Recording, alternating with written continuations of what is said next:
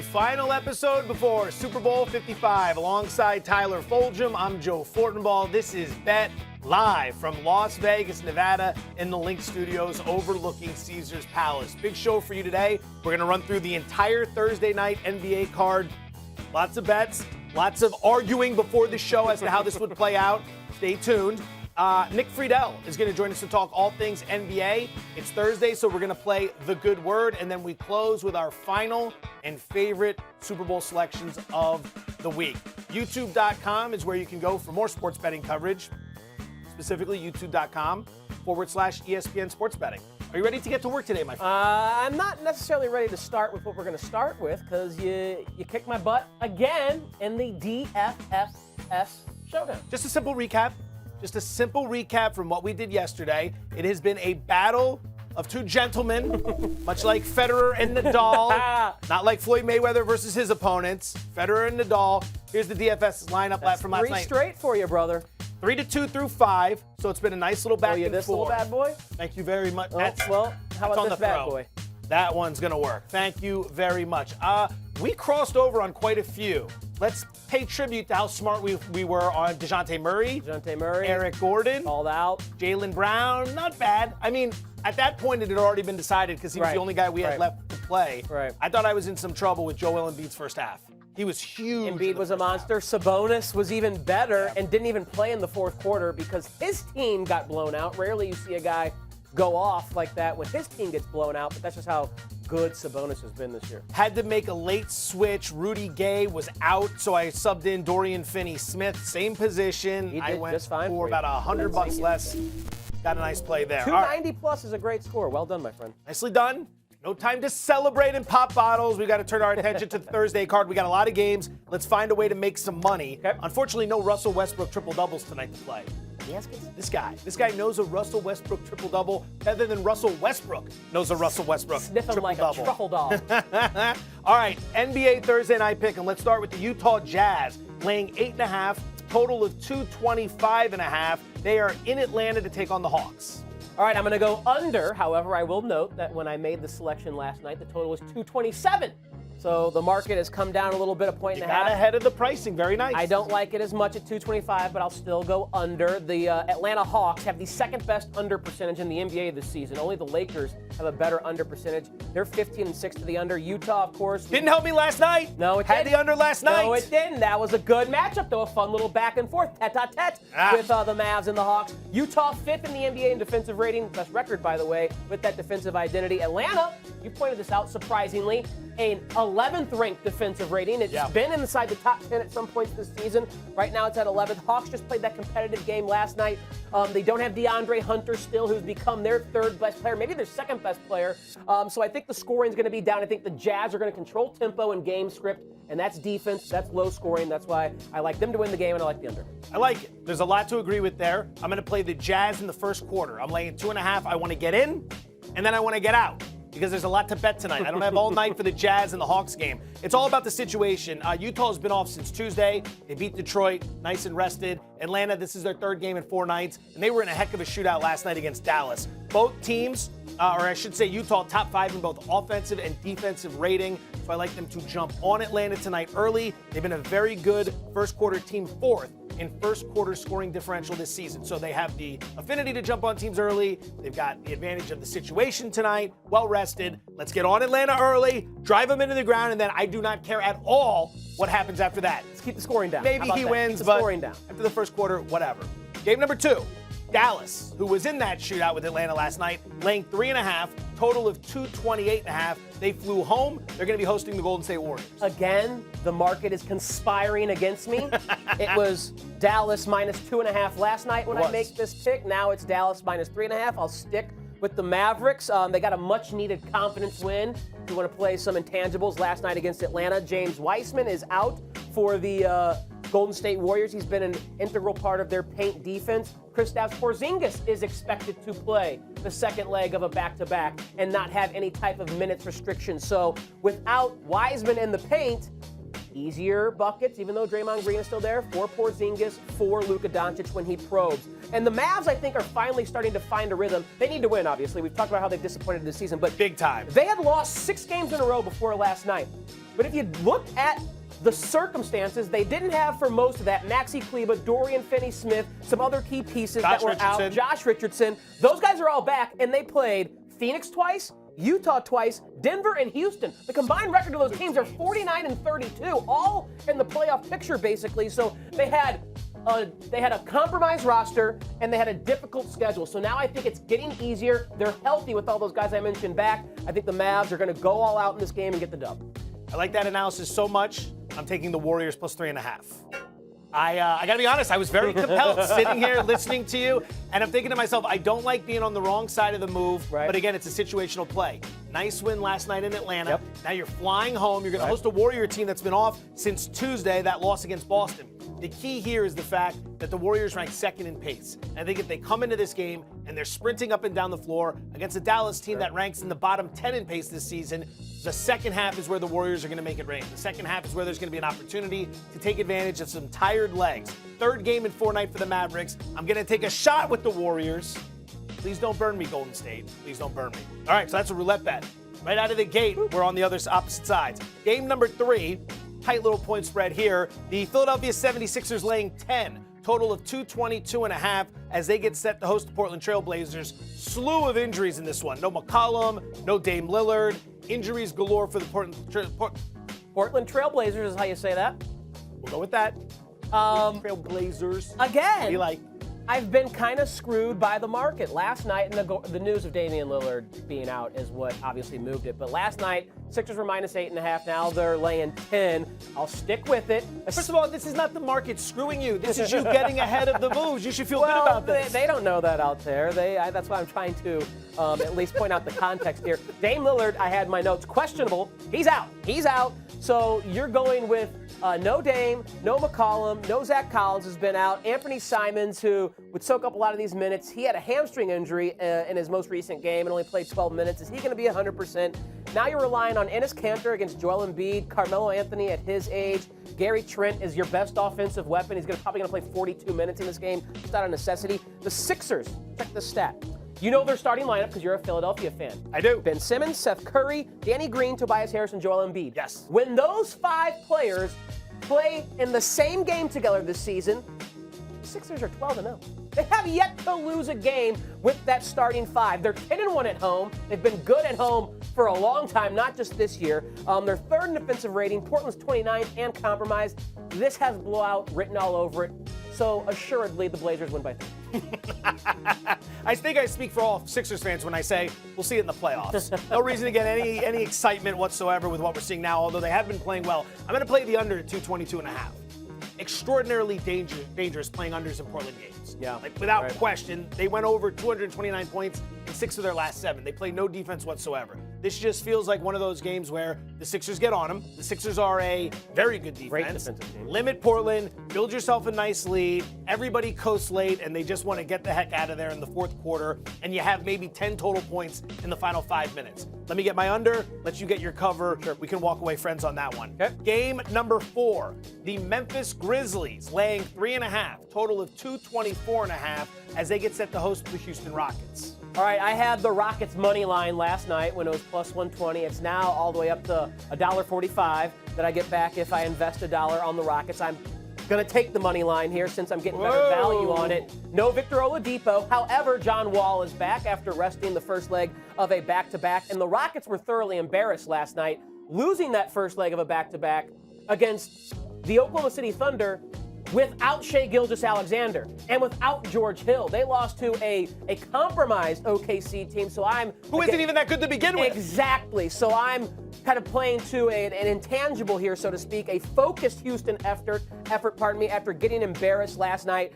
They're second in the NBA still in defensive rating, which is shocking to me, and I think that focused effort is going to manifest itself most on the defensive end against a Grizzlies team that has Ja Morant back, but is not this tremendous offensive juggernaut. Still missing their big man in the middle, Jonas Valanciunas. Although Gorgie Jang and Xavier Tillman have been good in his stead, I think Christian Wood, Eric Gordon, John Wall, who I think contributes more to winning than Victor Oladipo right now, because Wall is more motivated this year. Oh, yeah. I think the Rockets get the victory here, so plus 145 on the return for a Rockets money line victory. That's what I like. Interesting. I am laying the points with Memphis. This is one of my favorite games on the card tonight.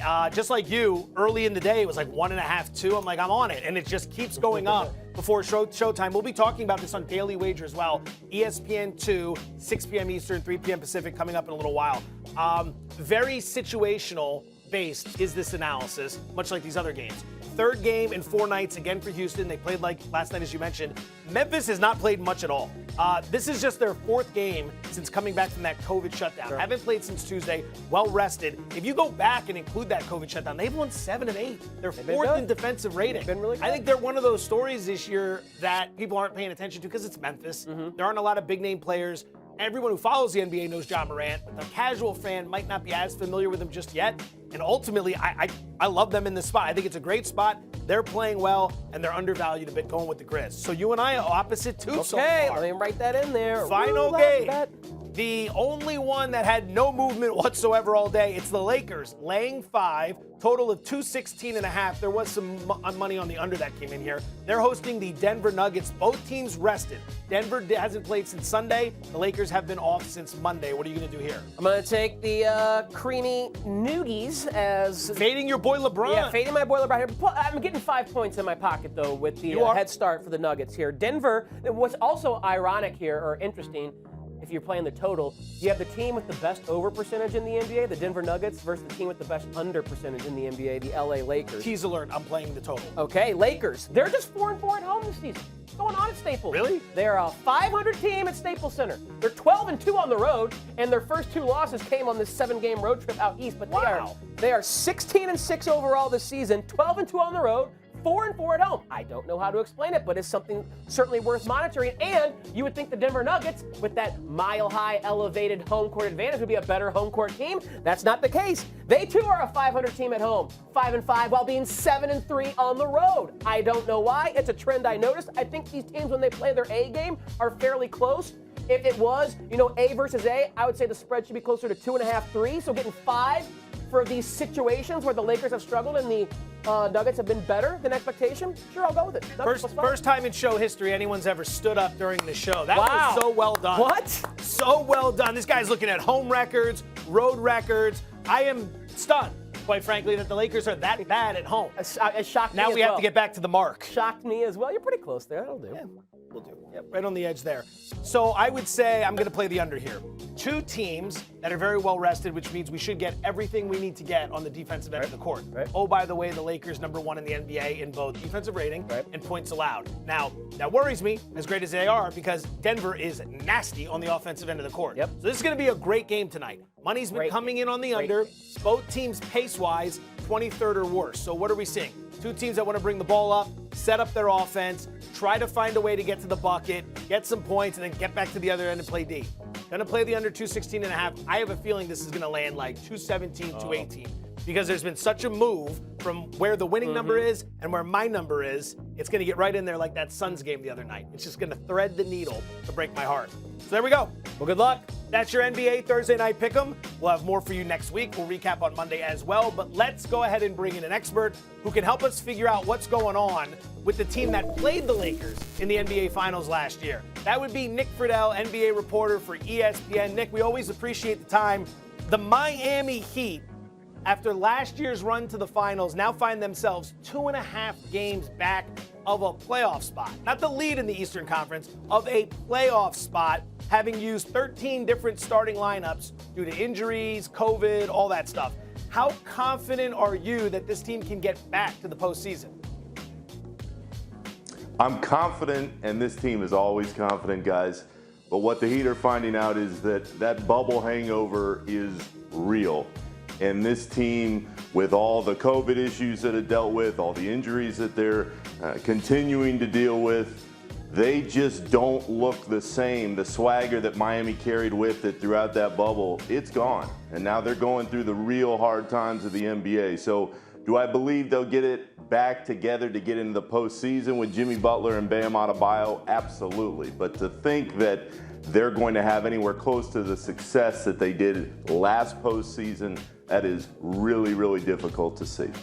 Yeah, Nick, I think something that Heat fans might point to as a reason why they're struggling this year is their lack of accuracy from downtown. When you go back to last regular season and their time in the bubble, the Heat were dynamic from deep, second in the NBA in field goal percentage from three-point land, and their time in the postseason. Right now, this year, they're 24th in the NBA in their percentage from beyond the arc. Regardless of who is on the court, what is the plan to start getting better looks or knocking down more of these shots? They've just got to start getting everybody active and engaged early. Guys, what did we see time and again when the Heat would get rolling? Duncan Robinson was hitting shots from the outside. Tyler Hero was running all over the floor, and he was knocking down shots. Those two have got to set the tone for everybody else. I mean, you're not going to see it from Bam. Jimmy's never really been a good outside shooter, but those guys will set the space for the rest of the team to operate. To me, the reason the Heat team is struggling so bad is that it looks like when you watch him, Duncan Robinson just doesn't have near the confidence that he did even a few months ago. So I think it starts there, but Hero's got to be a little bit better, and those two have always set the tone offensively from the outside for what everybody else wants to do. If you go way back to the opening numbers for the NBA championship for this season, Miami was 30-1, and despite the slow start, they currently find themselves at 16-1, which is interesting because they were 30-1 entering the bubble last year when they went on that remarkable run that got them to the finals. So, when they get healthy, how serious of a contender do you see these guys being to the Bucks and the Nets for at least the Eastern Conference crown? Don't do it. Don't do it. And I loved the Heat last year. I thought that they could legitimately make that run in the bubble, but we're not in a bubble anymore. This is a team that has flaws. This is a team that has dealt with a whole host of issues off the floor, injury-wise. I just don't think that they can recreate the magic. The Heat culture that everybody loved to talk about last season, it's not that it's disappeared, but what we've learned is you have to win to develop culture. Winning has to come first.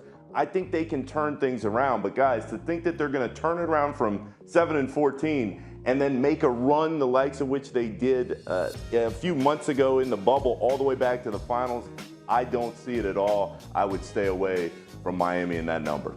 Nick Friedell, ESPN NBA reporter, kind enough to join us here on Bet. Great stuff as always, Nick. Thank you so much for stopping by. Always, guys. See ya. All right. Thursday, that means we play a little The Good Word. Not to be confused with the show Juliana Margulies was on, The Good Wife. Have you ever seen the movie The Good Son?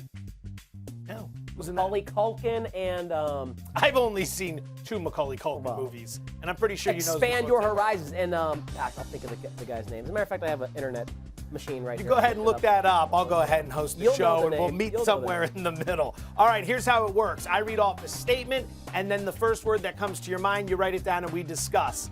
Number 1, at 5-1, Denver Nuggets center Nikola Jokic now has the second best odds to win the NBA MVP award, behind only LeBron James.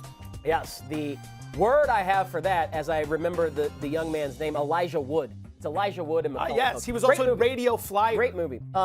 The word for Joker here, it's going to take a second because it's a long word. Or because you were busy looking up I random was. movies. Imagination. Oh, That's good. there we go. Let's Imagination. As in, all I had to do was use my imagination, Joe Fortenbaugh. See, using my imagination right now. To go back to December, before the season started, we were talking on the Daily Wagers set about some long shot MVP candidates. Our buddy Preston Johnson mentioned Joel Embiid. He did. I mentioned Nikola Jokic, based off what he did in the bubble and the fact that Denver was probably going to be a worse defensive team this year after losing Jeremy Grant, and a better offensive team by putting Michael Porter Jr. in that spot. A better offense for their offensive fulcrum.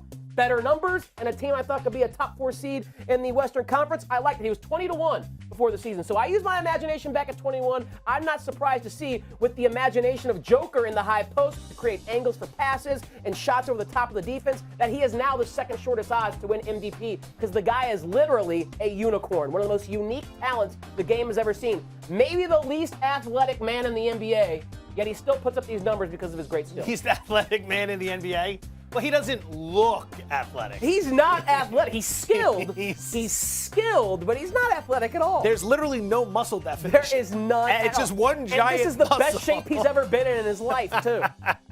All right, so one word for Jokic at 5-1 would be. That is the abbreviation for Mountain Time Zone. Mountain Time Zone is where the Denver Nuggets play. Mountain Time Zone is also the most overlooked and disrespected time zone of all the time zones. Think about it. On the East Coast, you always hear the show starts at 7, 6 Central. Or you might hear the big picture. Yeah. 10 a.m. Eastern, 7 Pacific, right? You never hear about the Mountain Time Zone ever. Do they even watch TV? And if they do, how do they figure out what time to watch their shows? That's where Jokic plays. And unfortunately, Jokic is going to be just as disrespected as the Mountain Time Zone with which he plays. If you stacked up Jokic versus Embiid right now, how many voters are going to side with you? Even though they'd probably be right. It's a close case. Embiid's got the personality. He's in Philadelphia. He's on the East Coast. You see a lot of Joel Embiid games. You don't see a lot of Nikola Jokic games, especially if you're an East Coast voter. You might not be staying up late at night. Mountain Time Zone, a disrespected time zone for a disrespected NBA player. Number 2. Yep. XANDER Schauffele is 11-1 to win this week's Waste Management Open. Very simply, this, my friend, is There we go. boring. Boring, huh? As in boring like Xander's game. Now, boring in golf is not a bad thing. Good thing. All pars, not a lot of bogeys, that's boring. You're not going to have a car with a bunch of circles and squares on it, shapes on it, but that's a good thing in golf. He's got the third shortest odds, and while I think the market is correct on that value in terms of where Schauffele sits in this particular field, I'd rather have a little more fun, get a little more risque, and Get loose. And go down to some guys who I think have just as good a game, have just as good a chance of winning as Xander Schauffele, but give me a much more exciting return on my investment. Hideki Matsuyama is 22-1. He's won the event twice, I think. Sung JM is 33-1, and Will Zalatoris, Anita's boy, is 40-1. These are all guys that are playing well right now, have great history at this course or event, and give me a much more exciting return on my investment than the boring 11-1 for Xander Schauffele. All right, you're going to go with boring. I am going to go with. I got to come up with shorter words. This is just taking. Break. Heartbreak. Okay. Heartbreak. Forget about Schauffele. Think about the young co-eds in Scottsdale in the greater Phoenix area who will not be able to attend this event, have cocktails together, and possibly meet their future spouse. This is one of the all-time great events in the history of sports. 700,000 people attended the Waste Management Open last year. I have been there twice. You have been there as well. I have been there as well. Do I tell lies? You don't tell lies. This event is incredible, and they are only going to be allowing 5,000 people per day into the venue. Did you move around, or did you stay anchored to one spot when you went? The first year I moved around. The second time I stayed anchored. I didn't even see golf. I was in a tent drinking all day. Same way. Didn't see a single shot of golf. Exactly. You did the same thing? Same thing. Couldn't tell you who won the year I was there. Where I was. It was the Super Bowl year. I was there when Tom Brady came back against the Atlanta Falcons 28-3. Schauffele, he's been fantastic. He kind of exercised some demons last week at Torrey Pines, a place where he misses a lot of cuts, so he might play well here. I agree with you, go a little longer. My primary golf betting strategy right now has been fade Brooks Koepka. He's missed the cut in 3 straight. I'm just betting against Koepka. All right, number 3, the good word. At 10-1, the Chicago White Sox have the 4th best odds to win the World Series. Not the AL pennant, the World Series. This is radical for the Chicago White Sox. Welcome back, 1988. That here we are, 5 years after the Chicago Cubs exercised their demon. What was everyone saying? This championship window for the Chicago Cubs. It'd be a dynasty. Wide open. They're going to win multiple. Yet here we are 5 years later, and it's the Southsiders who have the best odds in the city of Chicago and fourth best in all of Major League Baseball. You know what else is also radical? For a franchise that has Tim Anderson, Eloy Jimenez, Luis Robert, some of the most flamboyant personalities in the game, they hired Tony La Russa, the Don Tony La Russa, the guy who has the unwritten rules of old school baseball probably tattooed on his back like Moses in the Ten Commandments. Lower back tattoo. Radical what they've done. They have a fun team to watch. I don't know if it's going to work out, but they're certainly going to be must-see TV. All right. The Chicago White Sox, fourth best odds. I am a little bit more optimistic than you are. I am going with Holyfield, as in real deal. I want Holyfield. Holyfield. That's who these guys are. They're the real deal, man. Last year, plus 60 in run differential. In MLB, that was third best, behind only the Dodgers and the Padres. They went out and they brought in Liam Hendricks to bolster the bullpen. Springer's no longer with the Astros. Lindor's no longer with the Indians. It's wide open. Now, the Yanks are going to be solid. Right. The Rays are going to come back solid. But over a 162-game season, will the Rays be able to do what they did last year? Some believe the smaller sample size gave the Rays a bit of an edge with the way they like to play baseball. I'm not going to argue that. They were a hell of a story last year. But the White Sox are the real deal. I want to see the White Sox and the Padres in the World Series. Give me that Major League Baseball. I will watch every single minute. Number 4, final one. At plus 140, the first turnover of the Super Bowl will be a fumble.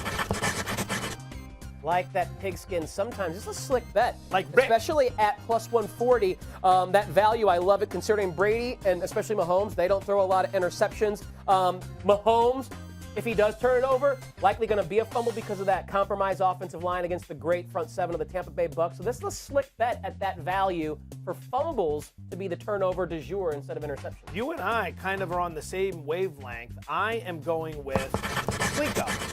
The best game on The Price is Right. I want to give you something from The Price is Right because the price here is wrong. You got two quarterbacks that don't throw a lot of interceptions. Brady and Mahomes combined for 18 interceptions in 31 regular season games. I don't see that being the first turnover. Right. I see it being a fumble. That brings everyone in the play, including the quarterbacks. Remember, Tampa Bay loves the peanut punch. They love the rip. We saw it against New Orleans. It's going to be a fumble, which brings us to our final thoughts for Super Bowl 55. We have been talking about this game for 2 weeks. Moment of truth.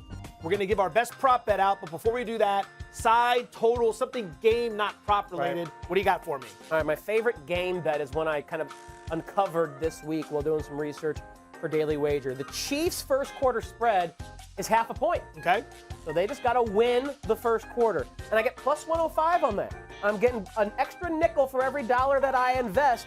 Tom Brady, we have heard now many times, has never led an opening quarter touchdown drive in 9 Super Bowl appearances. Oh, I forgot about that stat. He's never led a first quarter touchdown drive 9 times. How have we not been talking about that? And so I get Patrick Mahomes at plus value just to win the first quarter? Hell yeah, sign me up. Interesting, especially considering the Chiefs kind of start slow in the playoffs. But I like the logic there. Well done. I'm going to play Chiefs -3. Not getting too creative here. I know it's going to be a very popular side, but so be it. I see multiple ways in which the Chiefs can win this game. They can win from out in front. They can win playing from behind. The last 2 years in the postseason, we've seen them come from behind in all those games.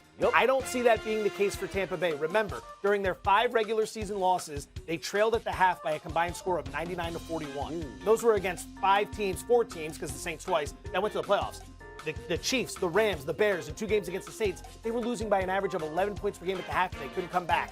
Chiefs get up on you. They're going to bury you. Chiefs -3 is the play. Favorite prop, what do you got? I've mentioned this one time and time again. I keep going back to it since I think the Chiefs are going to win. I don't like the money line price at -165, and I don't necessarily like the spread because I have that respect for Tom Brady and the Bucs. But I can get the Chiefs to win at plus 130 as long as Travis Kelce scores a touchdown in that victory. Okay. And Travis Kelce has scored a touchdown in exactly 7 of his last 8 games. Ironically enough, the only one he did not was Week 12 against the Buccaneers. That's because Tyreek Hill hogged all the touchdowns in that game and KC took their foot off the gas. Kelce's almost a lock to score, and if he scores, the Chiefs probably win. And if they win and I get plus 130 on my investment, that's my favorite prop. I'm going with one I've been talking about quite a bit as well. Patrick Mahomes over 40.5 passing attempts in this game. The average is 39 per game on the season, so we're not asking him to do a whole lot more. He threw the ball 49 times against Tampa Bay in Week 12, despite the fact that they led 20-7 at the half, and they were up 2 scores going into the fourth quarter. Whether they are winning, whether they are losing, Mahomes is going to be throwing the football. And remember something, Tampa Bay, #1 in the NFL in opponent yards per carry. They can defend the run. You're not able to run against these guys. You're going to need to throw. $500 million invested right here. Not here, literally. This couldn't do anything. But $500 million on Patrick Mahomes' right arm, that's what we're betting on. So over 40.5 passing attempts. All right. There was probably 500 million seconds invested in getting that barbed wire tattoo on that. When I got it, I thought I was so cool. And now when I look back on it, I think to myself, not as cool.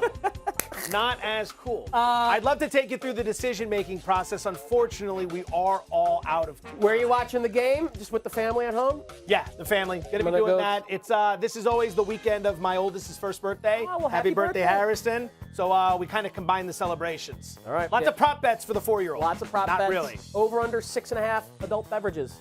Way over. Tyler Fulghum, Joe Fortenbaugh. Enjoy the big game. We'll see you Monday.